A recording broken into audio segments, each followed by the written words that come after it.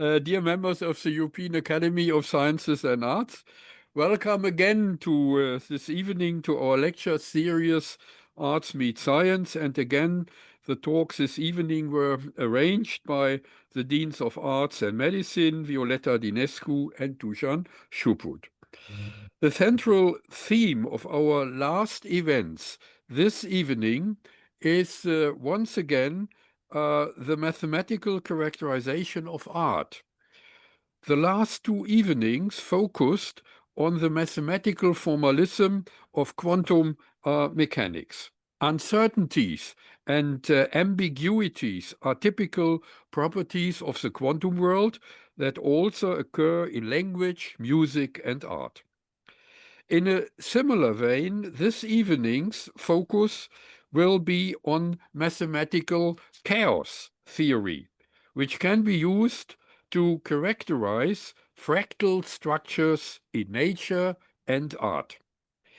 Mathematical chaos is anything but a wild jumble. Rather, it is a highly complex structure that differs from periodic patterns. In dynamic natural systems, chaos occurs when development reacts sensitively to the smallest changes in initial conditions and leads to completely different developments in the long run, for example, in the development of weather or climate. Therefore, in the case of chaos, long-term predictions of the future are not possible. We know that from weather prediction. For short-term, that is possible, but not in the long run. This is also popularly referred to as the so-called butterfly effect. What is meant is that a small local event, such as the flapping of a butterfly's wings, can trigger global changes, for example, in the weather. Chaotic structures can also be characterized geometrically. In this case, the dimensions of the state spaces of a dynamical systems are no longer integers, as we know that, for example, one-dimensional, two-dimensional, three-dimensional space, and so on, but they are broken, fractal, and that means rational and irrational numbers. And this leads to fascinating geometric representations of fractal structures with infinite depths, such as the Mandelbrot or Julia sets, which can be defined using algorithms and can therefore be visualized in computer graphics with nice pictures. As a result, phenomena of modern art can be characterized mathematically for the first time. Another lecture this evening is entitled in German, Die Sorge sich selbst im antiken Denken, which can be translated perhaps the concern, the worry, the care for oneself in ancient thinking of antiquity. The speaker is a physician. The title sounds very philosophical, and at first you may think it has nothing to do with the first topic of chaos theory. But if something is fractal and chaotic in the world, then it is, of course, our life and existence that we worry about. So, as a mathematician and philosopher, which I am, I can definitely see a common ground of both topics. We are excited about these lectures and look forward to an exciting discussion. I thank you for your attention. Klaus, thank you for a very nice introduction. And I think Ioannis is still with us. Ioannis Lirisis was one of the initiators of this series of colloquia. So maybe Ioannis would like to say a few words as well. Thank you, Dušan. Thank you, dear members of Academy and dear participants. I found exciting that both of these titles today, this evening, and both of them are certainly connected, as Klaus already pointed out. But I would like, because I'm I'm concerned for many years about the first talk, and currently my research is on the second talk. I would like to say a few words regarding the ancient thought, which relates to the background of the European civilization, which is the Greek culture, particularly Greek and Roman philosophy, I could say, which is the concern for oneself, which in Greek is epimelia eαυτού, was seen not as selfishness, but as a foundation of ethical practice. Thinkers like Socrates, like Plato, and later Stoics emphasized that caring for the soul or self-involved constant reflection, discipline, and alignment with reason and virtue. This concern was theoretical in that it involved understanding the nature of the self and the good, but mainly practical. And it is required daily exercises, meditation, self-examination, self-knowledge, and moral conduct to transform one's life. So the true self-care meant becoming a better, freer, and more just person through active philosophical living. As in his website, the speaker says to become better is always possible. Regarding the second, I had already exchanged a few views a few minutes before. As I said, currently I'm working on as a physicist on fractal application and computed measures in archaeological sciences. So, and I'm looking forward to see what new doors in order to analyze with fractals, the famous Pollock paintings, and what mathematical modeling has been used in order to approach this. Thank you. Thank you, Ioannis. Now I'd like to introduce the first speaker, Professor Vahé Barsegian, who's a specialist in nuclear medicine, and he's a chief physician of the Department for Nuclear Medicine at Helios Kliniken Schwerin in Germany. And his clinical work and research expertise focuses on the application of radionucleotide therapies, especially the treatment of metastatic castration-resistant prostate cancer. He contributed to studies evaluating the efficacy of radium-223 therapy in reducing pain and improving quality of life for patients with bone metastases. His research also investigates the impact of such therapies on lymphocytes function, aiming to identify predictors of treatment response. He's been honored with the title of Doctor Honoris Causa, and he's actively involved in both clinical practice and academic research, and he's contributing to advancement in nuclear medicine and oncology. And his talk is a bit out of his professional work, and this makes it especially interesting to see and to hear what he has to present. So please, the podium is yours. Thank you so very much for very kind invitation and presentation of my modest person. So I'm very sorry to have provided the German title. Actually, it just escapes me without any meaning. So the English title will be The Role of the Self-Care in the Ancient Thinking.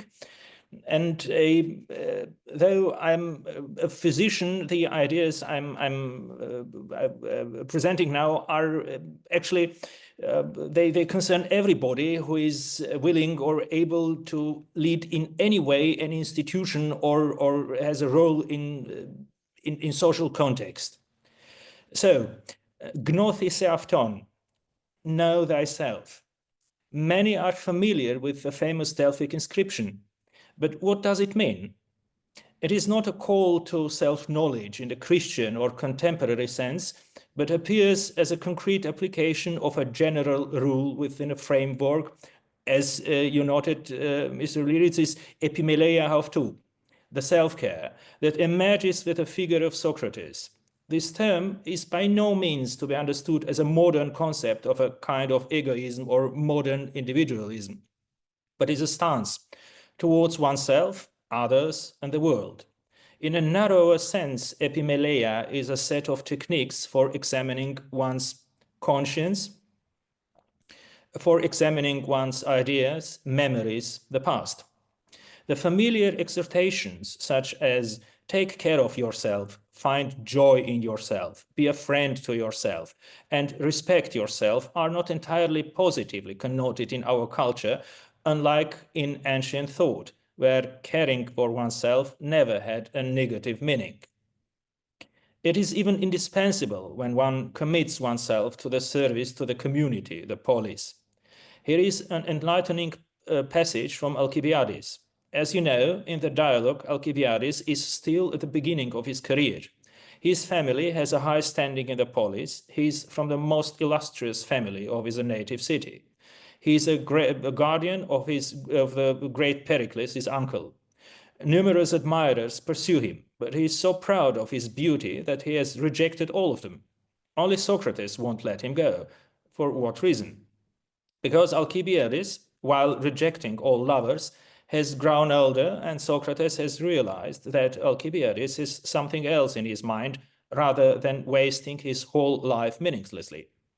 He wants to turn to the people, wants to guide the fate of the polis, to govern others. It means to transform his status advantage into a political action and rule the power of others. I will forgo the lengthy proof of dialogue here. In summary, Alcibiades appears as a loser. You are not rich enough, he is compared to the Persian king, have not received an education, he is the comparison with the Spartans, and are unable to compensate for this lack by the only thing that could allow you to face them without too much inferiority, knowledge, a techne, an art, a reflective system of practices based on general principles, concepts, and ideas. Here Socrates proved that he, Alcibiades, does not have enough techne to rule the polis for its good. What does it mean to rule the polis? Alcibiades' answer is the city is well governed when there is a harmony among its citizens. But what is harmony? Alcibiades is completely confused here and remains silent. Here appears the term epimeleia havtu. You see, concern for oneself is tied to exercise of power. One cannot lead others if one has not first taken care of oneself. And what should this concern look like? In general terms, it's dietetics. Dietetics as a general order of a spiritual and physical existence.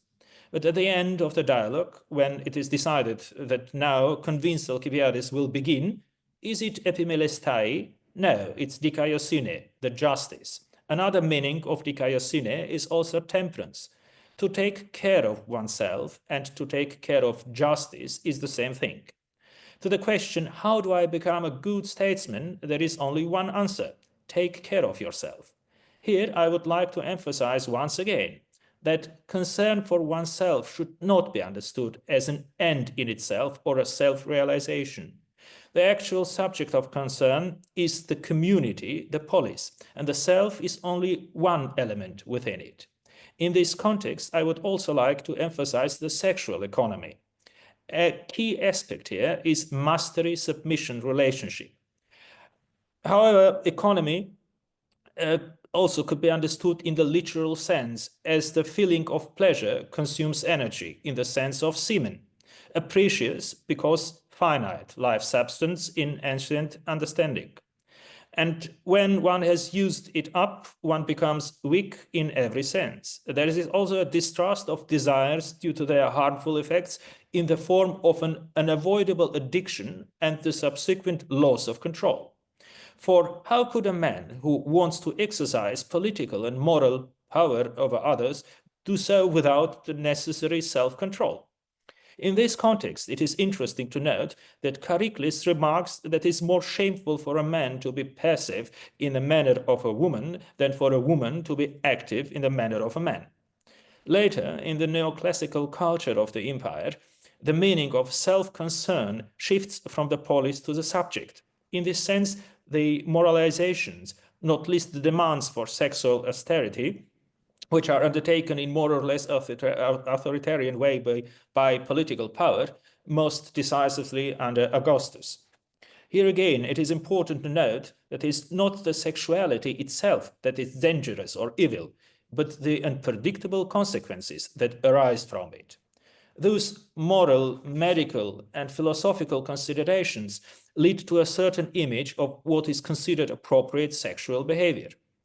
There is also a shift in the goal. What is the goal? It's oneself. In the concern for oneself as an effort of oneself for oneself, the ruler not only affects his own well-being, but also that of his fellow human beings or subjects. The topic of education, which we find in Alcibiades, culminates in a genuine self-culture. It is also not a substitute element of pedagogy that enables a successful entry into political life, but a call that applies to the entire course of life. Here, the practices directed at oneself become the art of living, techne to view. So, if it is about taking care of oneself in the Alcibiades, so that one can properly take care of others and the polis, it is about taking care of oneself. The relationship to others is derived from this, is therefore contained therein. One takes care of oneself for one's own sake. This is where the idea of salvation is based. This turning towards oneself is what Michel Foucault translates as a conversion. We find this term elaborated first in Plato as epistrophe. This has the following characteristics: turning towards oneself, turning away from external appearances, determining one's ignorance. Based on this turning toward oneself, which leads to remembrance, to return to one's ontological homeland. You see that there is a fundamental contradiction between this world and the other. Here is the entire topic of the liberation of the soul from the body as a grave of the soul, and etc. The concept of conversion in Hellenistic and Roman self-culture differs strongly from the Platonic epistrophe. This is reversal in the immanence of this world. One let go of what does not depend on oneself in order to attain what does depend on us. It is not a liberation of the soul from the body, but rather the establishment of comprehensive, complete, and appropriate relationship with oneself.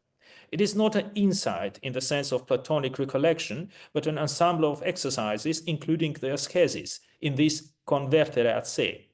For the Epicureans, the principle holds that philosophy should not be considered as a constant exercise of concern for oneself. One who is young should not hesitate to philosophize. One who is old should not grow tired of philosophizing, for it's never too early or too late to care the health of the soul. Of interest here, with regard to the turning inward in the world for curiosity, is polypragmosine. It means not so much the desire to know, but rather the meddling in things that don't concern one. Plutarch defines this very precisely as a philomateia allotrion kakon, the desire for knowledge or of the wickedness of others. His advice is clear: take care of your own shortcomings, your hamartemata, or as Marcus Aurelius puts it, how much unrest is spared the one who does not look at what the others has said or done or thought, but only at what he himself does, so that this is just and pious. One must always keep the self inside. A whole range of expressions are known here, such as blepese, se respicere, etc. Or as Marcus Aurel notes, what makes one miserable is that no one looks back on their life. Nemo vitam suam respicit. Epicurus used the term paideia, defined as what one produces with vain chatter in front of others, and what is the subject of manufacturers of word clatter. What does Epicurus counter with such paideia? It's physiology. A definition of physiology can be found in Gnomologium, where Epicurus says, with frankness, the paresia, true speech, I would like to say to all people, based on my knowledge of nature, what is useful to them, even if no one should understand it, as they should agree with the common opinions and reap the fair praise of the masses. Unlike paideia, physiologia has the function of parasquein. Parasquein is the preparation of the subject and the soul that ensures that they are adequately equipped and prepared for all opportunities that life has in store. By ensuring this preparation, physiologia produces self-aware and self-sufficient people who are proud of their own goods and not of external goods, according to Epicurus. Also, firstly, physiologia makes one courageous, fearless, and unflinching, so that one not only resists the various beliefs that one is forced to accept, but also defies the dangers of life and resists the people who want to impose their laws on one. Secondly, these people are autarkic, that is, they are independent of themselves. This perspective is unique in Western thought culture. Let us not forget that a fundamental principle of Christian asceticism is the renunciation of oneself. It is only through renunciation that one is granted access to salvation. In Hellenistic Roman thought, however, ascesis is a techne that facilitates and or enables convertere ad se. You can object here. What is about the ethics or the aesthetics of the self in the 16th century, especially with Montaigne? We have a fragmentary attempt to an aesthetics of the self. The attempts, some of which were very confused and confusing up to the present day with a peak in 19th century, revolve around the question of developing or restoring an ethics or aesthetics of the self. But if one considers the expressions that are constantly raining down on us, such as come to oneself, free oneself, be authentic, one can easily guess their very modern origin from the grab bag of the neoliberal junk shop. It is an urgent and indispensable task to establish an ethics of the self, yet if it's true that only way to resist political power is through a relationship with oneself. I think in this light, we can also see the phrase from Democritus, ethos anthropodaimon, man's character is his fate, with which I would like to conclude my remarks. Thank you very much. Wonderful. Thank you so much. Thank you very much. Fascinating. Yes. Thank you. Yeah. And Violeta, it's your turn. Yeah, thank you very much. We shall discuss both lectures at the end. I am very happy to present now Andrzej Herczynski. He is a researcher, professor of physics at Boston College, renowned for his interdisciplinary research that bridges physics, mathematics, and the arts. His work notably explores the physics of art, particularly fluid dynamics in visual art and music. Herczynski's academic journey includes significant contributions to fluid dynamics. His research extends to the analysis of fractal patterns in music, offering insights into the self-similarity of melodic lines across temporal scales. Beyond his scientific endeavors, Herczynski has also delved into the intersection of art and science. In recognition of his interdisciplinary approach, Herczynski received a huge grant from the National Science Foundation to further explore the connections between mathematics, sciences, and art. I'm very happy to give the floor to Andrzej, please.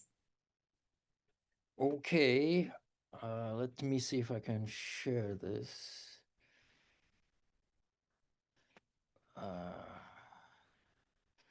With everybody. Okay, I hope you can see my screen. Perfect. Okay, great. So first of all, let me thank Violeta and Dušan and Klaus and Ioannis for inviting me here. I'm very happy to be here and a little humbled to be speaking to this illustrious group. And I especially appreciate Klaus's and Ioannis' introduction, which beautifully connected these two talks. Nevertheless, this is a little bit different, as you will see, and it will have a little bit of mathematics. And I also, as you can see, will use PowerPoint.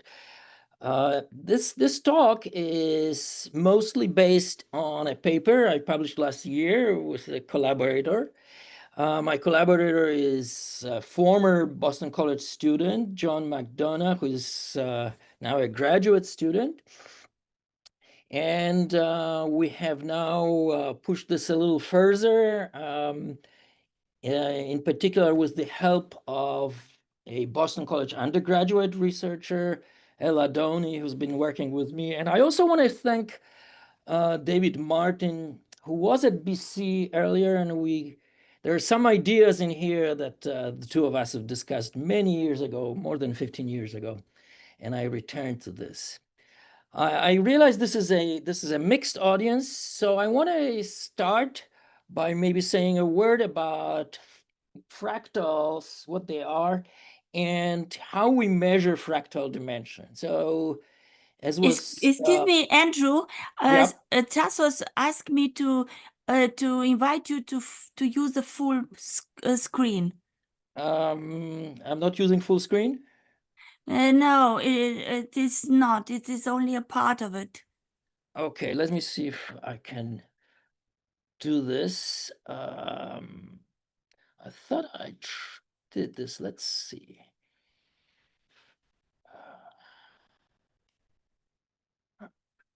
Is it now? It's the same. Yeah, so We'd like to see the whole, yeah. If it's possible. If not, don't worry, because it's also You're possible almost there. to I see. guess I'm not sure how to do it. I'm trying to share. You just did it a minute ago. But I did. Let me try. yeah, momentarily. Momentarily. Here it is. It's fine. Looks Now fine. it was perfect just before. Now it's again. Oh, I see. Like this? Like this, you see you. Full screen, but it was in a very short moment. It was perfect. Is it full screen now? And now we see only you and the wonderful window and Not the yet. tree. I guess I'm not sure what's happening here. Now it's perfect. Anything. Don't press Stop it, anything please. else. It's Freeze there, full freeze. screen now? Yeah. It's great. Thank Okay. you. And you don't see the slides on the left? It's just one picture? We see the left, and the left we see it's very good now. It's perfect. Okay, if it's perfect, let me go back to here. It doesn't look perfect on my screen, but anyway, so these are the people with whom I've been working, and I want to, this is not working properly because it's not in a presentation mode, so I cannot go one by one. This is really not right. Just do it the way you think, because it's possible also to understand. It was just an invitation to you. It's perfect now. Yeah. Is it perfect? Can you see the whole screen? We see the whole. Yeah. But Now we do. It's perfect. Bravo. Okay. So what are fractals? Going back to the talk. What are fractals? Well, they are geometrical objects that can be embedded in space of 1, 2, or 3, or even 4 dimensions. And the original definition, although there's some still ambiguity about it, is due to Mandelbrot in '83, namely that fractals have to have 3 properties. First of all, fine structure, which means that as you magnify it, all the time new elements come into view. You can magnify it infinitely. Second, self-similarity, which means that any part of the fractal is similar or the same as the bigger part. So it repeats ad infinitum. And third, already mentioned by Klaus, a non-Euclidean geometry, which means that the dimension is a fractional number, not an integer. And it can be real, or it doesn't have to be really a fraction of 2 integers. Now I want to first say that any real image or any real thing cannot be precisely a fractal because it doesn't have infinite number of scales. You cannot magnify it infinitely. So only mathematical construct can be exact fractals. This is going to be important for what I'm going to say next. So in the next few slides, I want to define how people measure fractal dimension and also how we do things differently. So let me start with the classic fractals, which are mathematical objects. So the first one is due to Cantor, a German mathematician, and he invented it in 1863, quite a few years back. And here's what it looks like. Sorry, it started in the middle. I'm going to wait till it cycles back to the beginning, which will be hopefully now. It doesn't want to do this. So, so you start with an interval, divide it into 3 parts, remove the middle part. From the 2 remaining parts, you remove the middle part, etc.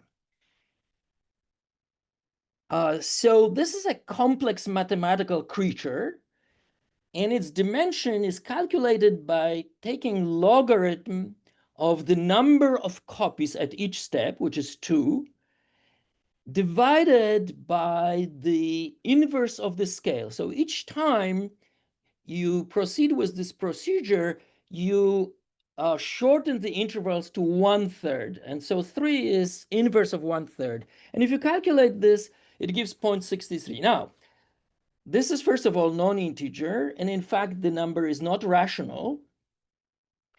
And it tells you that this creature is somewhere between a point and a line, but a little closer to a line than a point.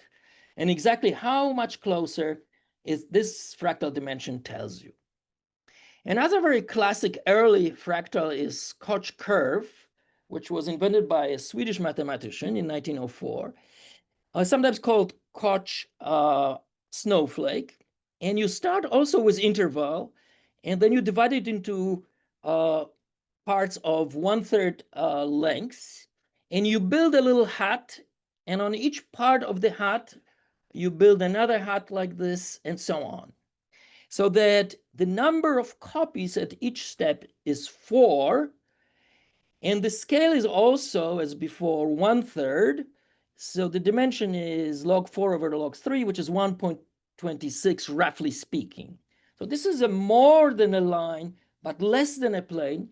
And in fact, it is much closer to a line that is to the plane, about 1/3 closer to the plane. And I'll do one more, which is embedded in 2 dimensions, and it's called Sierpiński carpet, invented by Polish mathematician Sierpiński. And you start with this square, you divide it into 9 squares, you remove the middle part, and for each remaining 8 squares, you remove the middle part, and for each subsequent little squares, even smaller squares, you remove the middle part, and so on. The dimension is log 8 over log 3. Why? Because at each step, you have 8 copies, 8 small squares, which are copies of the big square, divided again by log 3, because the size of the small squares is 1/3 of the size of the big square. And so this is also between a line and a plane, but almost a plane. So it's almost, dimensions almost 2. So I call it infinitely perforated plane. It's a plane with infinitely many holes. Now, suppose you have an image and you want to see if it's fractal or not, and also if it is, what is the dimension? How do you proceed then? So in other words, something that's not defined algorithmically, as these 3 examples were. So let's take an example of what's called fractal fern. This is a mathematically constructed image where this fern leaf is made of sub-leaves, and every sub-leaves have many sub-sub-leaves, and so on, and they're all of the same shape, so it's self-similar.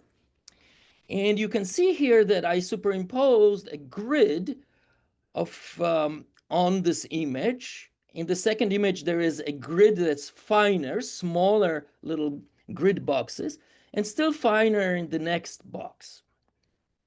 So for images like this, the fractal dimension is given by the slope of the scaling plot. I'll show you in a second, which basically is a plot of the number of grid boxes. So think of these boxes on the left-hand side, these kinds of boxes. Some of them, like this one, contain no part of the pattern, no green.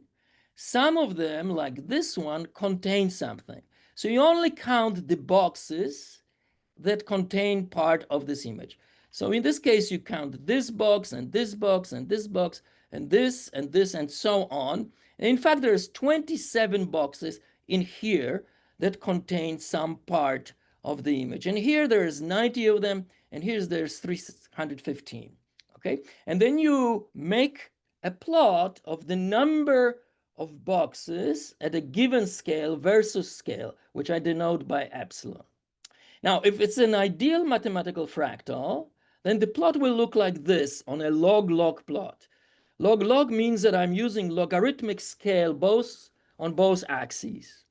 So there is a logarithmic scale in horizontal and in vertical. And I have here the number of boxes that contain some of the pattern and versus the scale. For these three images above, and these three images, each of them contribute a point. And you can see that roughly speaking, they lie on a line, and the slope of this line, in fact, is the fractal dimension. And in fact, if it's a perfect fractal, you don't actually need to calculate the slope. You can calculate this ratio that I've already shown you before, but in a slightly different context. So this is log of the number of boxes divided by log inverse scale. Okay, but here's some important notes to know about this that take me to what I'm doing, what we were doing that's different. The first thing to say is that you can do this with any image, whether it's fractal or not fractal. The second point is that if the image is not precisely fractal, and in fact, no real image can be fractal, as I said exactly, then the log-log plot, the scaling plot, will be only approximately a straight line, and then you approximate the dimension, fractal dimension, by fitting a straight line to this approximate straight line.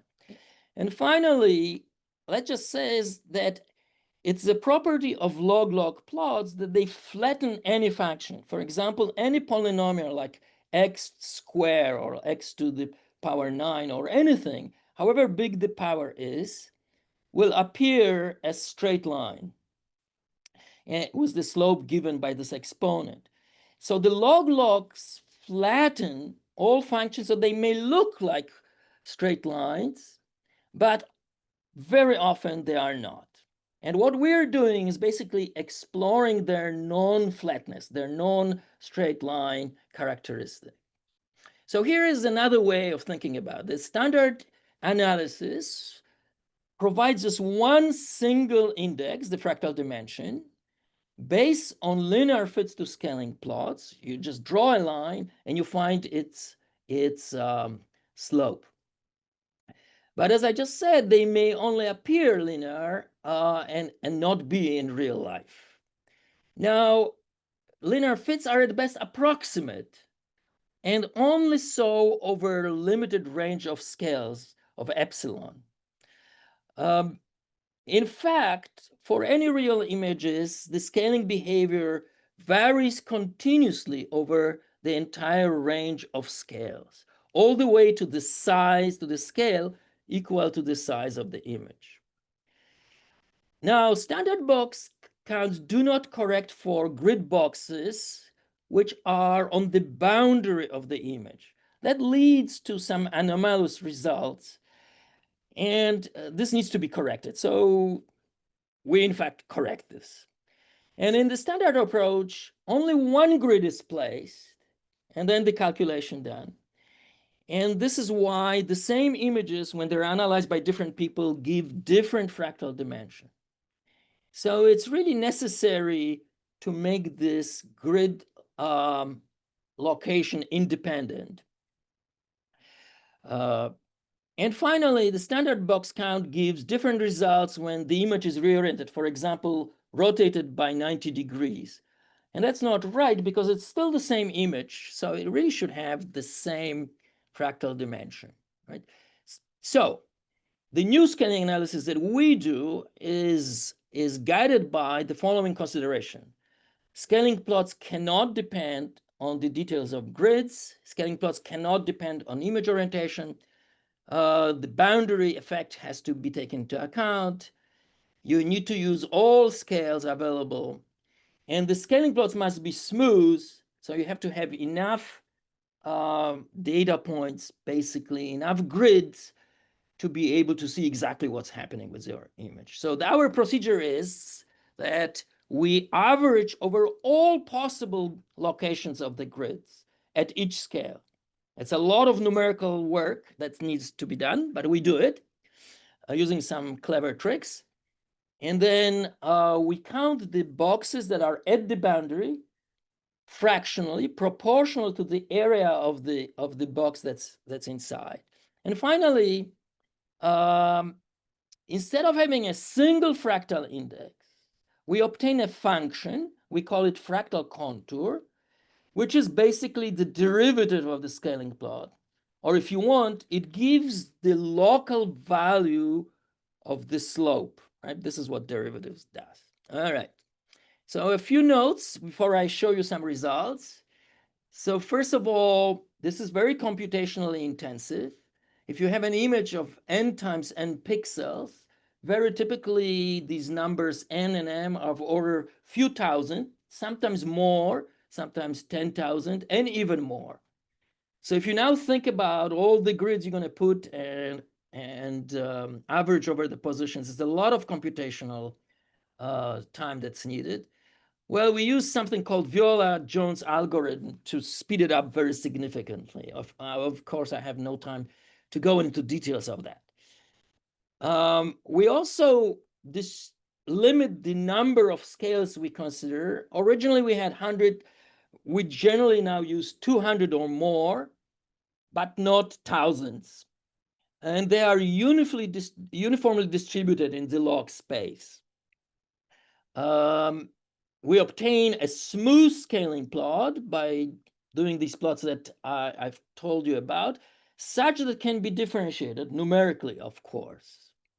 Now, due to averaging over grid positions at each scale epsilon, these box counts, in fact, are independent of the image orientation. So you can rotate your image any way you want, and you get the same result. And any two people doing this calculation will obtain the same result. That has been a problem before. You can see in literature, people analyze the same image and obtain different values. That can be especially a problem when this is applied to medicine, because people are trying to measure fractal properties of brain scans, for example. And if you want to rely on it, you really need to know exactly what it is. And finally, we call this derivative, I said this already, a fractal contour. But I want to say here is that it's uniquely determined. And it's a characteristic of an image, so that instead of having just one number, you have a function, much more information. Or if you want, you have a fractal index that depends on the scale. All right, so now I want to show you some examples. And I want to start with the simplest examples possible, which I call synthetic, namely images we've created in order to understand how this method works and test it and so on. So pretty much the simplest thing you can do that has any interest is a set of parallel lines. So here is an image of parallel lines of widths 15 pixels and distance between them 60 pixels. And we analyze all kinds of variation of it. So here's another example. Here the width is 30 and the distance is smaller, it's 15, right? And we do this for a variety of situations. So first, I want to show you a few plots, fractal contours for the separation equal to 60, as in the image on the top, as in this image. And I want to just take a moment to look at this image, which you now can see, so we can learn to understand how to read these images. First of all, the blue is the scaling plot, something that people obtained before, although usually not with so many points as we have. There's about 100 points here. Usually people only look at this portion, which I'm just showing you, and you can see that these lines, these blue lines, look as if they were straight lines. But they're not. Their slope is in fact decreasing. So we take a derivative of all of these blue lines, and these are black lines, and you can read the fractal index on the left here. So, so this is for fixed distance 60 pixels and varied width. And for the lines with the higher width, 60, that's the curve on the top, and you see that it's different from the others. It comes to this red line, and it jumps to the value of 2. And similarly for all the others, the lowest one is for the width 15. Now, what is so special about this location? Well, this location is at, whoops, sorry, something happened here. I don't know why. I've lost, I don't know what's happening here. Okay, here. So it's 60 here in pixels, and that corresponds to the separation of the lines. And you notice that all these fractal contours go to the value of 2 once you go past the scale of 60. Why? It's because if you think about this image, for example, which has a separation 60, any box, any grid box you put on this image that has a size bigger than 60 will have a piece of the pattern, a little bit of one of the lines at the very least. That means that every box for the grid with the scale bigger than 60 will be filled, will be counted.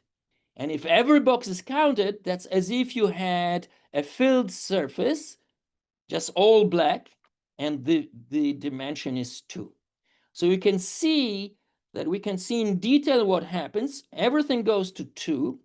And notice here that the shape of these figures left of this critical value 60 is different.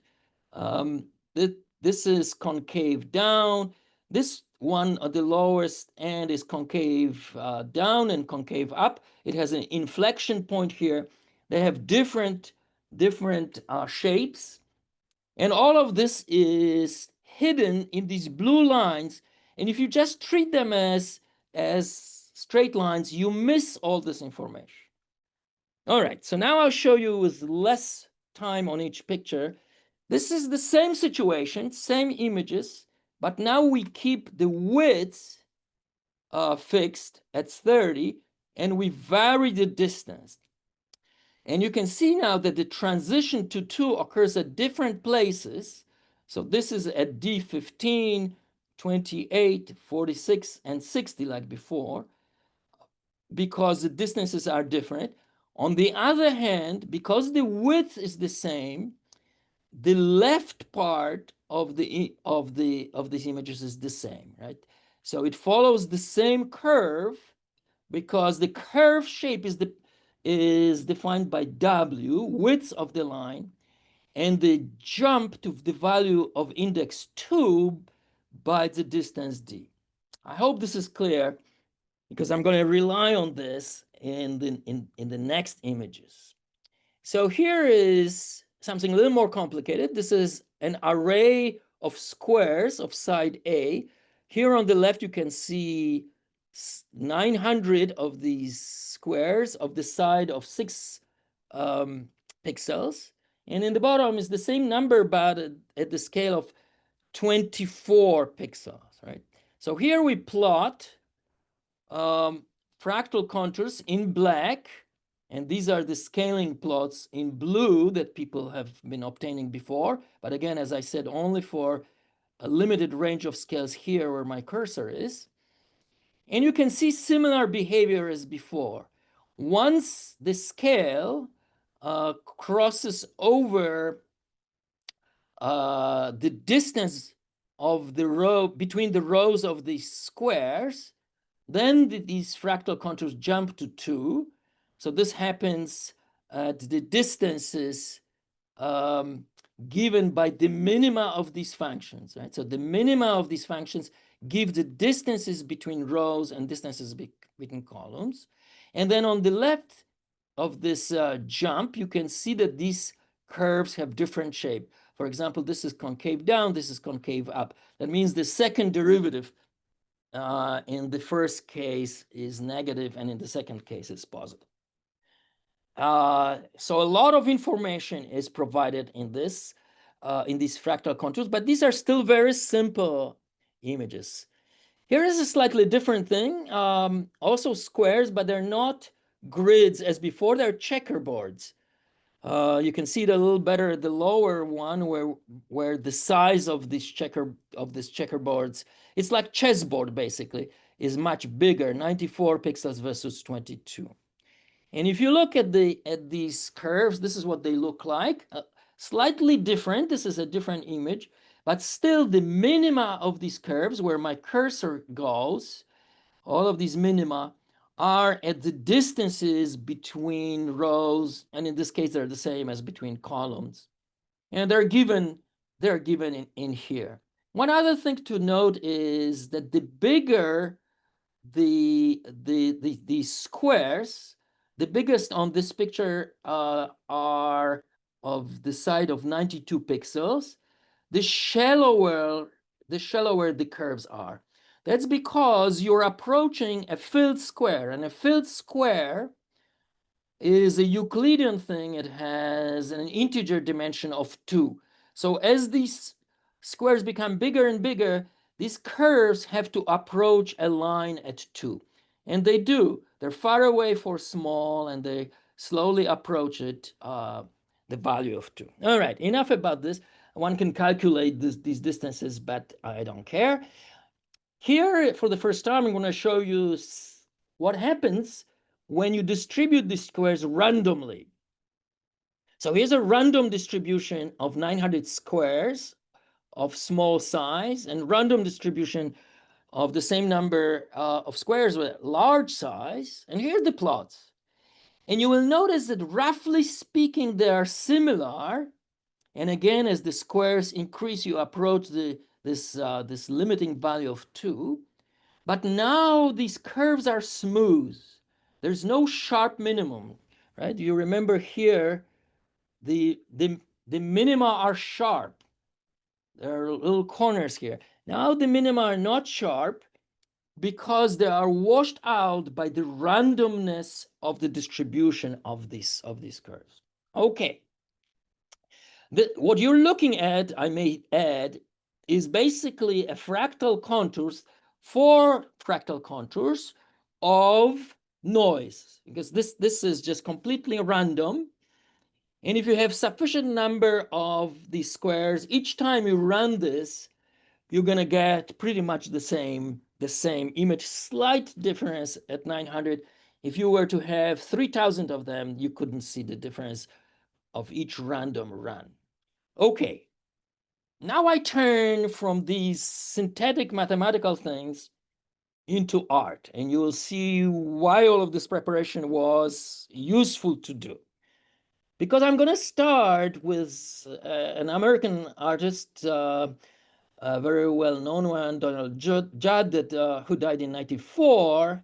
His paintings are in various museums. And I want to start with the very simple print that he has. And you can see it's somewhat similar to what I've been analyzing, it's made of parallel lines, but with some artistic addition and skewed and some empty spaces and so on. So now if I show you, if we analyze this, first of all, we convert it into black and white picture. And now if you analyze it, here's what we get. And you will see that there is a minimum here. And this first minimum, which I am denoting by this straight line, is actually exactly at the scale corresponding to the distances between these black lines, as I'm showing. In other words, it's the width of the white area between these black lines. But this picture is more complex, and there are some other things that are happening. There's an empty white space that Judd included here and here, and also here and here. That's part of the image. And so this curve is a little more complex. It doesn't immediately go to 2. It takes a little time to go to 2. And if we extend it farther, eventually it goes to 2. And so the rest of this curve characterizes these empty spaces. If they were smaller, then this minimum here, where my cursor is, would be moved to the left. If these spaces were bigger, it's to the right. And there's some other aspects I have no time to discuss that are captured by the shape here. There's a little anomaly there at the bottom. Now here's another painting by Frank Stella. By the way, just as we were publishing this paper, Frank Stella unfortunately died. He died between the time the paper was accepted and was published. Too late for me to dedicate this paper to his memory, but we should have done that. Anyway, here's one of his images. This is called Marrakesh. And there are really 3 colors here, red, yellow, and white, but the white is very thin and still lines, but you can see it's a little more complex, this image. And there's 2 ways on converting it into 2 colors. Here is one, and because there's 2 ways, was taking red as the main pattern or red as the background. Here are the 2 plots. The most important thing to realize is that these 2 minima here correspond to the average distances between these lines, right? They're really the same, but different depending on how you convert this to black and white. Later on, we don't have to do this because we now have a method that can take whatever number of colors. But you can see that what we have learned about these synthetic examples is useful to understand what's going on in art. And here are the 2 lines corresponding to line separations. Now here is a more complex, I'm going from simple to more complex geometrically images by Elwas Kelly. So here is his painting, which is green and blue. And again, there's 2 ways of analyzing it.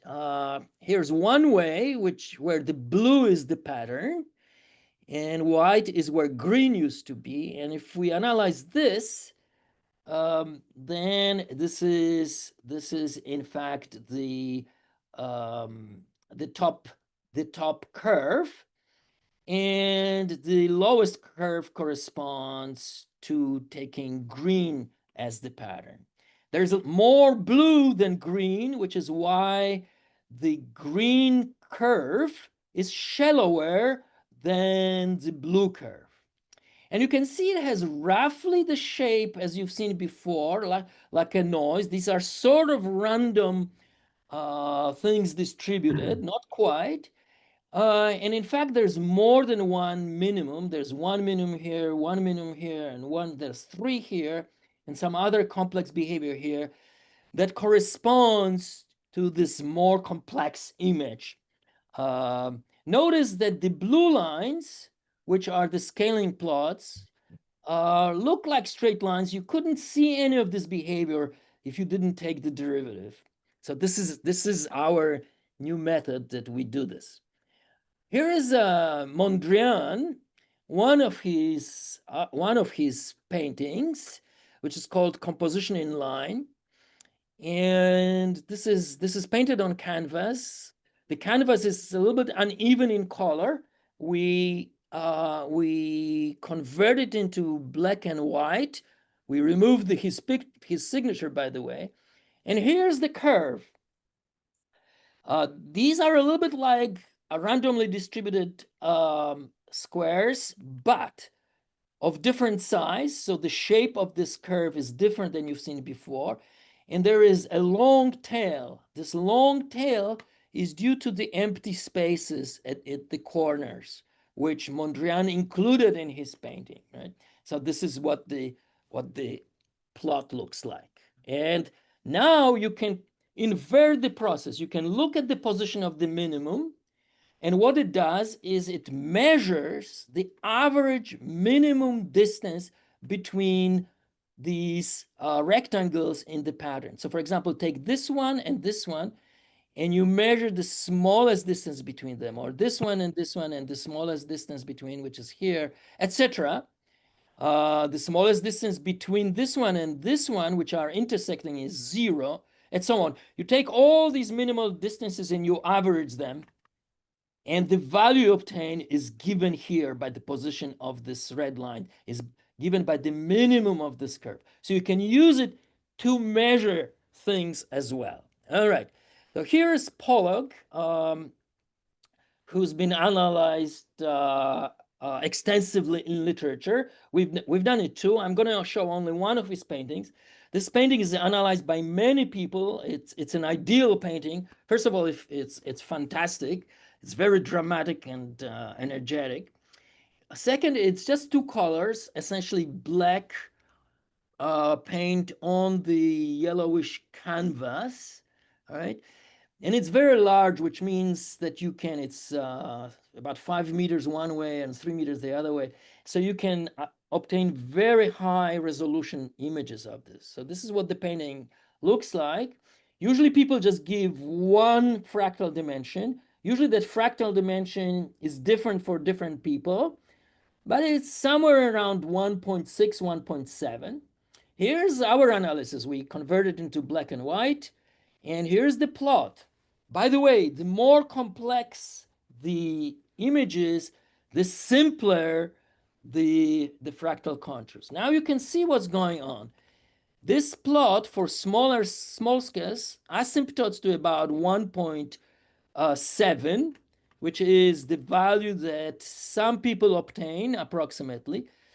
But the fractal index changes. In fact, for large enough grid scales, it goes to 2, and it transitions in a smooth, nice way in this curve from about 1.7 to 2, with this curve that has an inflection point somewhere in the middle, okay? So that's what this looks like. Now, I want to say a word, if I have a few minutes more, I'm coming to the end, about grayscale. We have extended this method to grayscale, and in fact, we can use colors. And the basic idea is that instead of treating every pixel as just one value of either 0 or 1, we assign a vector to every pixel that measures its color if you want, or on grayscale, you just need a vector. For colors, you need a matrix, right? It turns out that the various numerical tricks we use work after a little adjustment, and I'll just show you the results. So here is first a synthetic example. I'll just show you one where we have 3 colors: white, which is, if you want, a background, gray, and black. So parallel lines like you've seen before, and the different widths are shown in here in pixels. And now here's the scaling plot for this, and you will see that there's 2 transitions now. It's like you've seen it before, but there's transition here and transition here. And these 2 transitions correspond to the values of scale 32 and 48, which is basically the width of the white and gray region, right? So this fractal contour in black measures if you will, the distances or the width of these various colors lines like this. Now I want to apply it immediately. Sorry, one more of these. This is for squares that alternate between black and gray, and you get a whole bunch of contours like this. I'm not gonna focus on this. And one more where we color things randomly. In the top image, every second a square is gray, and every other second is black. And in the lower image, we color things randomly, black or gray. And the top curve here is for black and white. And the other one has a well-defined transitions, as you've seen before. And it's for this random array of grays and black. All right, I think I will leave this for questions if there are any there. The red line here is at the distance between rows and columns. Now I want to analyze one more painting. That's the last one. I'm coming to the end. And this is really three colors by Julian Lethbridge, an American painter who's alive and well, I hope. And so here we convert it into grayscale. So there is black, white, and gray. It's really not necessary to do this, but it's best to do this. So these colors are well defined. And now if we analyze this, this painting, here's what we get. It's quite complex. So the fractal contour in black is fairly smooth, but different than you've seen before. And as to make this point clear, here is Pollock, here is Lethbridge. And look, there is a lot of similarity between these two images, but they are different. How are they different? They're all black and white and maybe gray on the right. There are clusters of black in both. Maybe the one on the left has a little more wispy, thin lines than the one on the right. It's hard to really characterize it exactly. But our method gives precise characterization. And here's the two plots you've seen. And the transition occurs at different places. This one at about 4, this one sooner at about 2 or so, less than 2. And the shape is completely different, right? It's a curve asymptoting to about 1.7. This one goes to about 1.75, and it's much flatter. You can really see the difference, and you can use these curves to really get a handle of what's different between these two images. And just to make this point even more clear, I replace the left side now by Mondrian, whom you've seen before, and you see how dramatically different the fractal contours are, right? So we can use this to have a very sensitive tool for analyzing any images, art including. Key points. You need to have reliable box count to do this kind of thing. And so you need to average at each scale. Scaling plots may look linear, but in reality, for all real images, they are not. They have varying slope, and you can learn a lot from analyzing those. And if you do this carefully, one can take a derivative of these and obtain a sensitive tool for recognizing, analyzing, and classifying images, right? You can put them in classes. And here, instead of just one fractal dimension, we have a function. So we look at a wealth of information. And finally, they all asymptote to 2, as I said before. And I have 3 concluding remarks.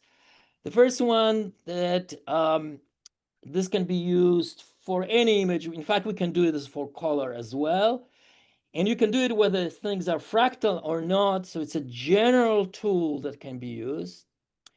And many aspects of these fractal contours are still to be explored. We are working on this intensely. We're preparing our second paper on this. And finally, you can apply them for comparative studies of images, physical phenomena. I didn't really talk about this, but we've done this in medical scans and in art. And my last point here is a word of caution that yes, you can do all of this, but an aesthetic experience may be obtained and quite legitimately without analyzing mathematical properties of images. And as Frank Stella said, what you see is what you see. So thank you very much, and Dankeschön. Wonderful. Thank you also for your brilliant presentation. Incredible. It's inspiring at the same time for the one who are creating new art and for the one who make analysis. It gives inspiration. Thank you so much. And I would like to open now the discussion. Dušan also. Klaus, please. Thank you very much. Yeah, thank you very much for these exciting talks. I have a very simple question and very old question, but perhaps it can initiate a discussion again. Seeing all these modern paintings, which can be characterized by fractal indices, the old question is there a mathematical measure of beauty? And perhaps that may be a link to the other talk, the first talk, namely in antiquity, people were convinced that there is a mathematical measure of beauty. We all know that in the time of Renaissance, the golden section, and then going back to the Euclidean geometry with all these ideas of symmetry. And now my idea is, you mentioned in the beginning by defining fractal structures that there is self-similarity. And self-similarity is mathematically also a kind of symmetry. It is a self-mapping of mathematical speaking autonomous mappings, and that can be group theoretical characterized. I will not go into detail. Now, my speculation is in the modern arts, there may be also a measure, such as in antiquity. It is also a kind of symmetry, but it is not obvious. The symmetries in antiquity can be seen by everyone in figures, paintings, statues, and so on. But here in modern arts, they are hidden in the described sense now. Can I say? Yes, of course. A few words. I'll give you two answers if it's okay. The first answer is a little flippant, which is that beauty, you know, is in the eyes of beholder. I know a lot of people who think Pollock's paintings are extremely ugly and uninteresting.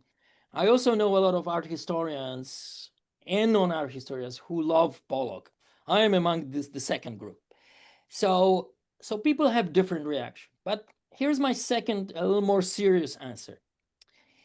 A lot of forms in nature are fractals. For example, trees are approximately fractals. They first have a trunk. The trunk is split into big branches. The big branches split into smaller branches, etc., etc. And one can measure quite well their fractal dimension. Ice crystals are fractals. Clouds are fractal approximately, and on and on. And Mandelbrot in his book has a million examples. Even coast of lands are fractal approximately.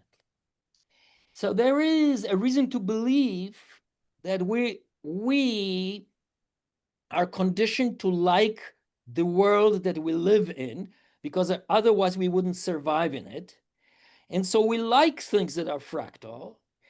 And in fact, you know, measurements have been made, not by me, but by a few other groups. I'm a little bit skeptical about them because they involve some, you know, averaging of opinions. But there are psychological measurements of whether people prefer fractal things to non-fractal things. And on average, most people prefer images that have a pretty well-defined fractal structure to those that don't, at least for abstract art. So maybe there is something there, but it's a very complex thing, of course. Yes, of course. A long discussion. A long discussion. Yeah. Yeah, I have a question about. Better, yeah. I saw before better. Oh, it doesn't matter. Oh, okay. Well, it doesn't matter really. You mentioned clouds.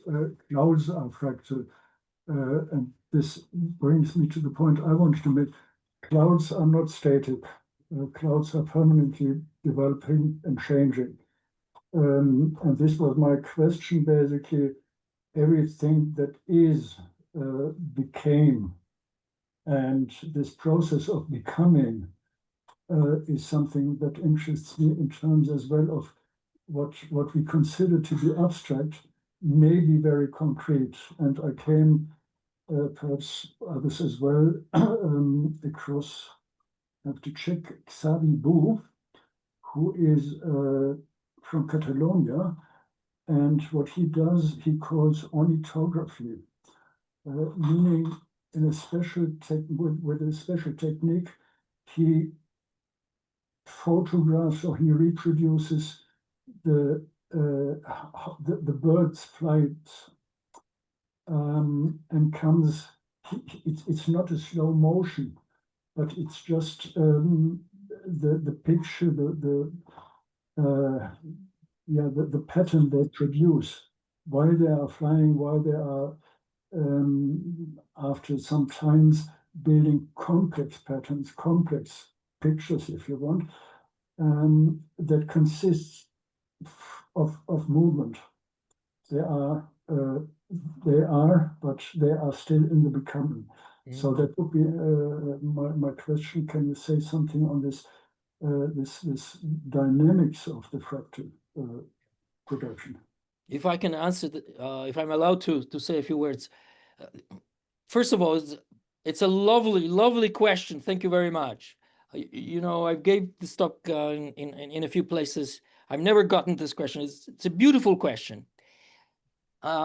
Here's what I can say about this. You're absolutely correct that when the image itself is varying for whatever reason, or you have a sequence, discrete sequence of images that maybe are sort of, you know, a window into how an image develops. For example, somebody in the art, in the process of painting, then each of these images will have a different fractal contour. And furthermore, you could just take in principle, you could take a video and analyze each, each part of the video, each single photograph within the video, right? And assign a measure, you know, numerically, and assign a fractal contour. And as a result, you would obtain a plot where this curve, this fractal contour, evolves in time. That's very intriguing. We haven't done this, but I think your idea is beautiful. And now that you said this, I'm going to think about how we can do this, at least for a series of images. That's a lovely suggestion and a lovely question. Dušan, now is you. Yeah, I have a question. You mentioned at the end that soon you will be able to analyze color paintings. And I wonder how it would be, because it's nearly infinite number of light frequencies. Yep. And also then the amplitude of this. Yes. So it could be terribly complicated. But on the other hand, we are coming also to the other side of medical images, which I'm very much interested in. Then you have also a huge number of gray scale, not only white, gray, and black, but also a huge number of grays. How can you analyze it? And is it already useful in medical analysis of medical images? Okay, excellent questions. So, let's start with the grayscale because it's a little simpler. In principle, there is infinitely many, as you say, grayscales. Infinitely many shades between black and white. But people have decided a long time ago for screens and digital representation, photographs and videos and so on, to limit this number to 256. So there's 256 official grayscale. And so it's a finite number. And for a computer, 256 is not such a big number. And the color situation is the same because effectively, in so-called RGB space, which is red, green, and blue, you can make any color by mixing. And there is a finite possibility, basically 256 within each color. So it's not between, let's say for red, it's not between black and white, but it's white and fully red, fully saturated red, and you have all 256 in between. So it is now a matrix 3 times 256. That's, it takes some numerical time, but it's a finite thing. So for computers, that's doable. So yes, we haven't done color yet, but we know how to do it. And the only reason we haven't done it is that we've spent the last half a year or so learning how to understand grayscale images with more than 3. I only showed you 3, but when you have more than 3, even when you have 5, it becomes very difficult to understand exactly why these. So, we take images and art or some other things. We did it even for a brain scan, and for some physics photographs. And it's just, these curves are extremely sensitive, which is a property of derivative. Derivative is a tool to analyze a function, and the second derivative would be even more sensitive. So maybe I should say that already at the first derivative, there is a lot to understand. And there's things I don't understand. We've analyzed some things in 5 colors and 4 colors that we don't fully understand why they are the way they are. So I'm trying to learn how to read these things better before we jump into color, which is going to be to put it differently, the difficulty is not numerical or computational. We can do the computation, and we now know how to do this on parallel computing, so we can do these computations relatively quickly on multiple computational cores. The difficulty is in looking at these plots and making sense of them and understanding what they tell you, actually. And that's the part that we're still learning, even for grayscale. But excellent question. Thank you very much. Thank you so much. Now Martin Kowalewski and then Tassos Pontis. First, Martin, please. And then Tassos, yeah? Hello. Pontis. Yes, I have a question for the first speech. It was very interesting to hear all these philosophical positions, and I thought about a phenomena which we see since a lot of years, because there are a lot of practicing philosophers in Germany, philosophische Praxen, and it's very interesting. You have these philosophical points, and you talk about being able to lead a certain institution. And if you stay there and maybe you have problems, I think it's very it's not so easy to make the transfer for using these positions. Maybe when you are in stress because you have and you are reacting in a not so good way, maybe there's a risk that you project a problem in the outer world or such things. And I would want to ask, have you ideas how to make it usable for the people? Maybe in a philosophical talk, maybe in a Socratic speech or a Socratic dialogue, of course, Socratic dialogue or such things, to fix all this knowledge in a method.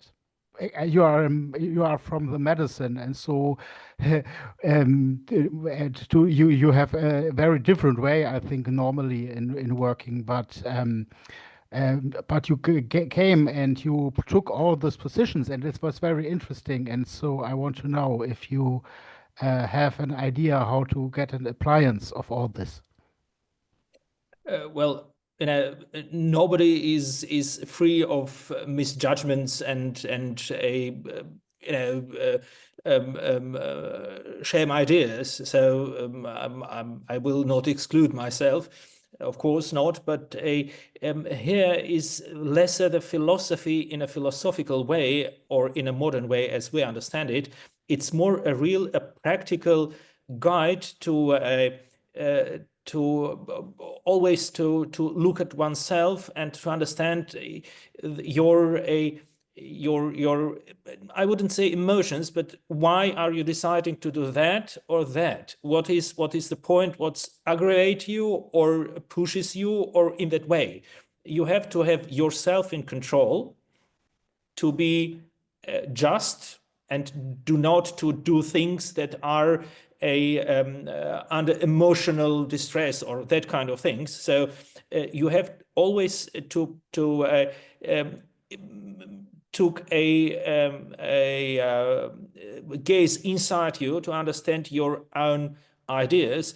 Did you had just indigestion, and before that are you aggravated, or you had an idea, something that is in a way a real problem that you have to deal with it. It means a complex of self-scrutiny, to put it that way. And I think it's a very interesting way to develop a sort of it's a sort of what Jesuits did with their ideas of self-scrutiny. So the idea is not very new, so it had different shapes during the development of mankind or the thoughts of about that. So I would just say everybody has to deal with himself and to be honest to himself. I think the honesty towards one's own thoughts and illusions will be very helpful to avoid the traps to be too metaphysical, you know. I hope it's a sort of answer. Wonderful words. Thank you. Thank you so much. I discovered that Tassos Bountes would like to... Yes, thank you. First of all, as a Greek, I would like to thank the first speaker for going through some parts of the ancient Greek philosophy in a very clear, very insightful manner, and knowing the ancient Greek language very well, the expressions he used. That was quite inspiring and gives me a lot to think about. And as a mathematician, I would like to say something about the talk of Dr. Herczynski, since I was the one who, what was it, a year ago, spoke about fractals in painting and connection with similar topic, and Pollock and Mondrian in the past. I don't know if Dr. Herczynski heard it, but the question is, which I had pointed out in that talk, is that to look for a fractal dimension and to do the analysis as I understood it, as Professor Herczynski did, is to actually look for one scale. And this is, of course, the first thing one does to get a global view of the picture in front of him.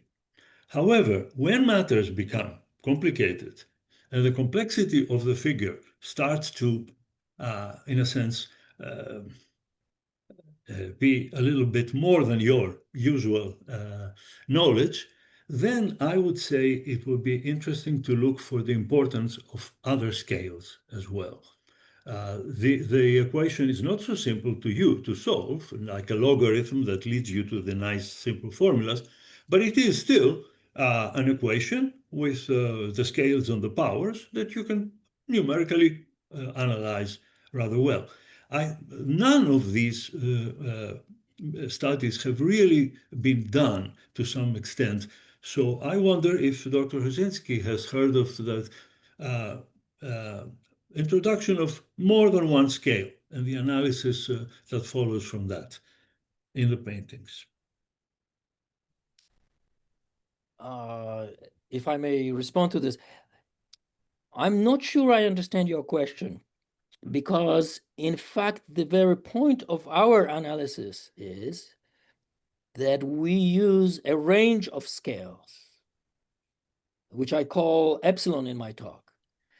And in fact, for everything that you saw, for every plot that you saw, we look at the range of scales starting at 3 pixels. So the smallest scale is 3 pixels. Yeah, excuse me, no, 1 second. Maybe I didn't make myself clear.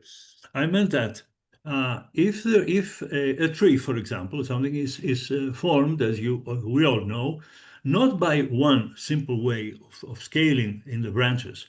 One has to solve, let's suppose there is a second scale somewhere, because if there is one scale, then the power law R to the n can be done by a logarithm as you did it, and that's very simple. If there is a second scale only, then the question will be R1 raised to the power d, which is the fractal dimension, plus R2 also raised to the power d equals to 1. Now that is not the same thing as solving for one scale, and the dimension is 1 again, just the d, the fractal dimension remains there, but it is now the solution of a mathematical equation involving 2 scales. Could be more than that. That's what I meant, and I wonder if you've seen something along these lines. Yeah. So yes, now I understand better your question. So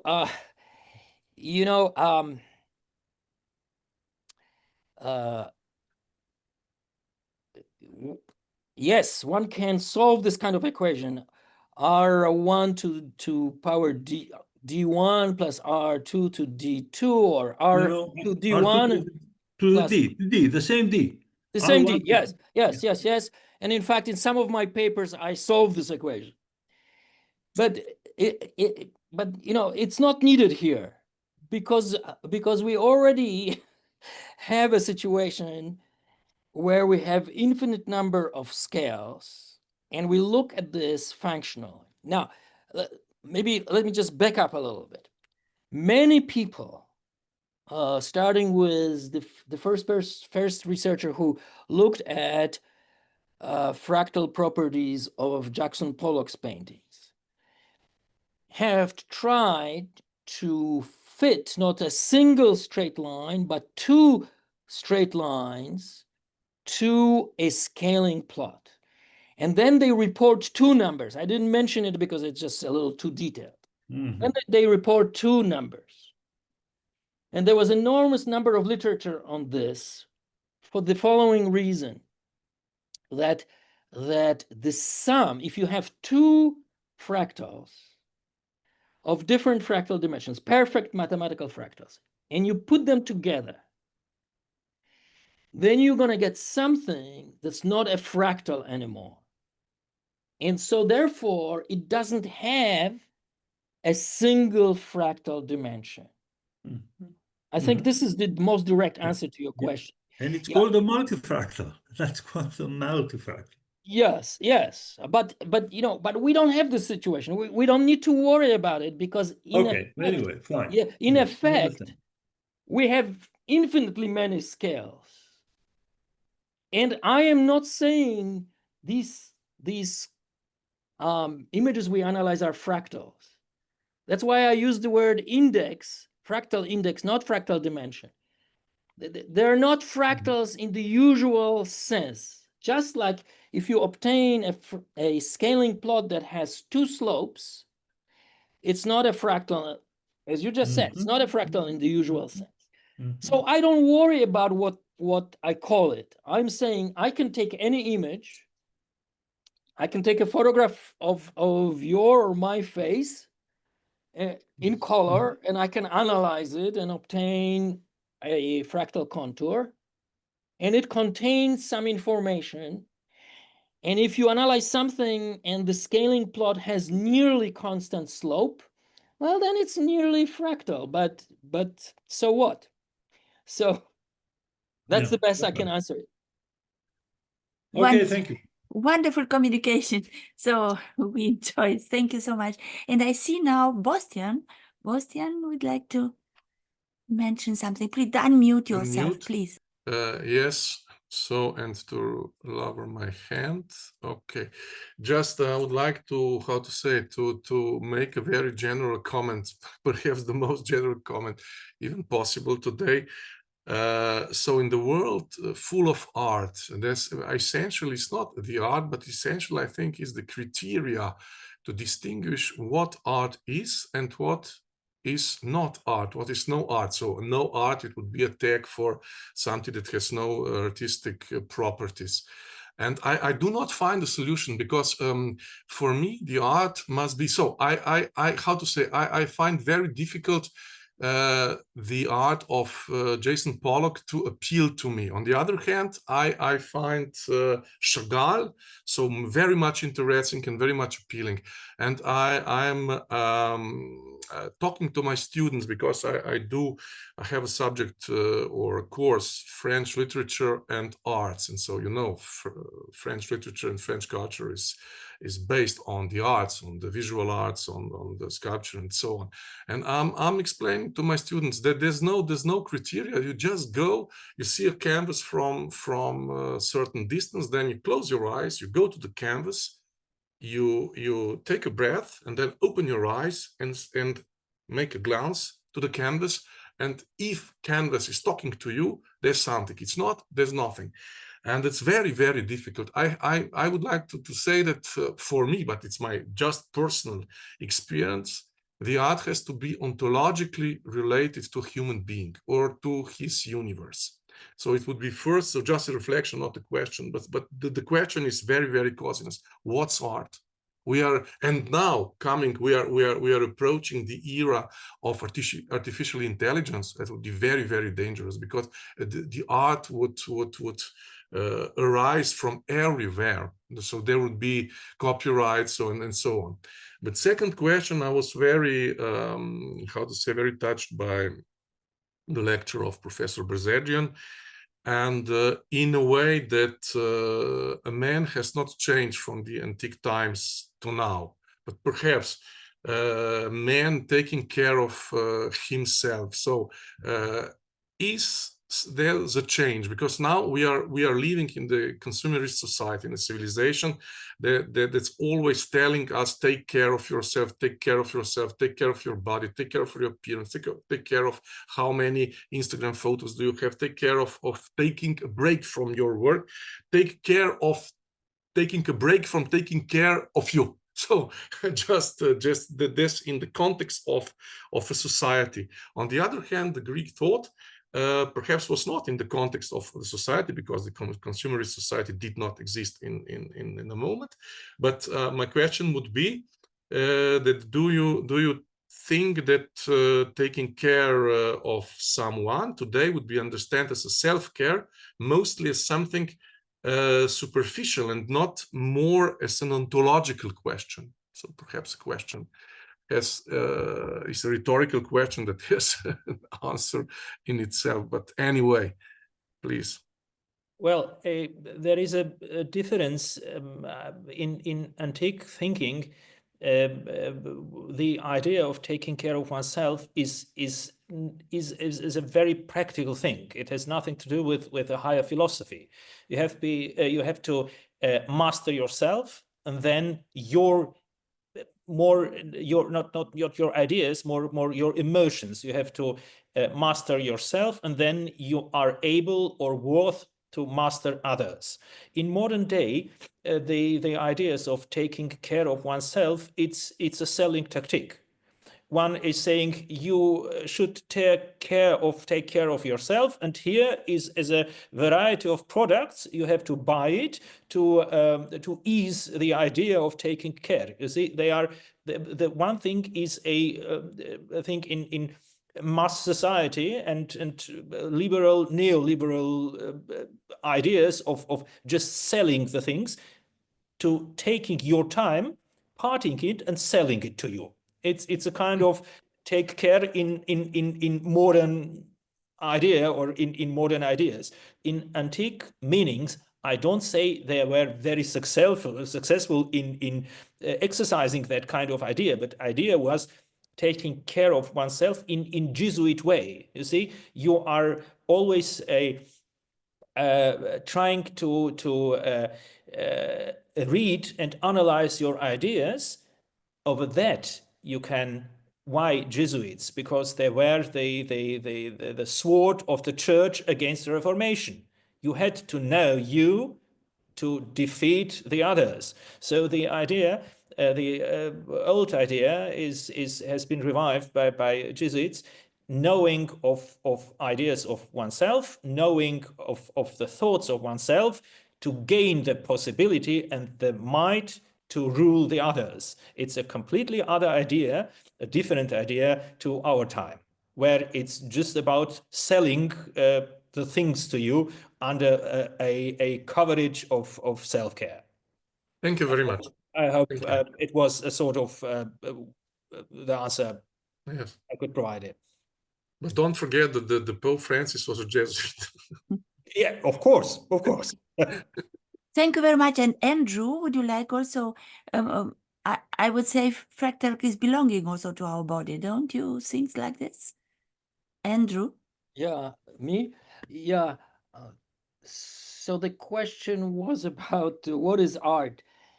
I look, Yeah. I don't try to answer this question. What we're trying to do is to understand some properties of images, art included, in a rational way, without passing a judgment whether this is good art or bad art, or it's art or it's not art. And you know, people disagree on what is and what is not art. We're not addressing this question. I can tell you one other thing about this. The distinction I think that you have made between Chagall and Pollock, and probably very subjective one, very subjective one. Yes, no, but the difference is that one of these two, I love them both, but one of the two artists is figurative and one is non-figurative. Yes. Yes. Now, Jackson Pollock famously said, "My art is not an illustration, but the equivalent." And I think some of my work with other people provides a certain insight into this comment, because in one of our essays, we compare a fractal analysis of a tree, which is very different from Pollock's paintings, and the fractal curve that you've just seen for number 32.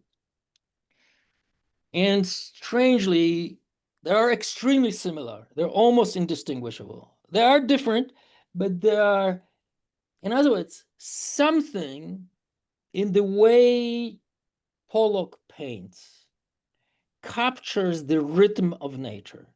It doesn't illustrate it. You cannot see a person there or a tree or a cat, but he captures some dynamical aspect of nature.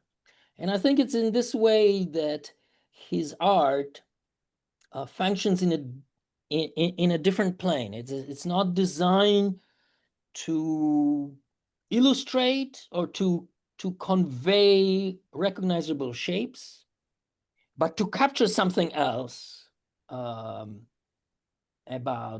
the world that we live in. That's all. Wonderful commentary. I'm thinking about the difference or comparison between birds' songs and the music of Messiaen. Messiaen captured something. Now I would like to take attention. Beatrice Voigt wrote, "Thank you for inspiring lectures and an interesting discussion. Maybe here is a contribution to both topics, also referring to the beauty of the fractal as well as to aspects of self-similarity, symmetries, self-organization, etc." And this is an internet address, www.verden.de. And now I see also then John Torday would like to say something, please. Yeah, I guess my comment can lead in from the comment about Pollock versus, I think they're both artists who sing holisms. And I've recently published a paper in which I've explained evolution as being fractals of a whole. So my specific comment to you, Dr. Herczynski, is could your technology, your mathematics, be used in analyzing places where life is thought to be, and then recognizing those fractals as a signature of life?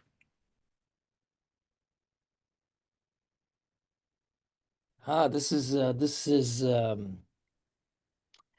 a very interesting question, if I correctly understand it.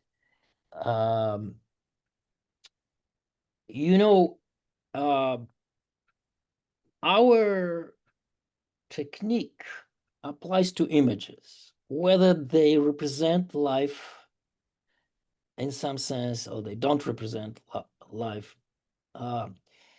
We could also analyze three-dimensional things, but the same would be true. I would just share with you that I have certain hope for what we're doing, that it will be useful as a diagnostic tool for comparing healthy brain, for example, to brain that is diseased, and maybe even a brain that's alive and brain that is not. So in that sense, I guess what we're doing, I'm hoping, because we haven't done this really yet, and it's a non-trivial, it's a big step to take, but in this sense, I hope that it will touch on your question. I guess this is all I can say. So Nick Christakis at Yale his infection model shows that human populations form patterns. Each community is interconnected with the other community, and I think that's a manifestation of what I'm talking about. So I would expect that if there were life on some other Earth, that there would be patterns that you could see.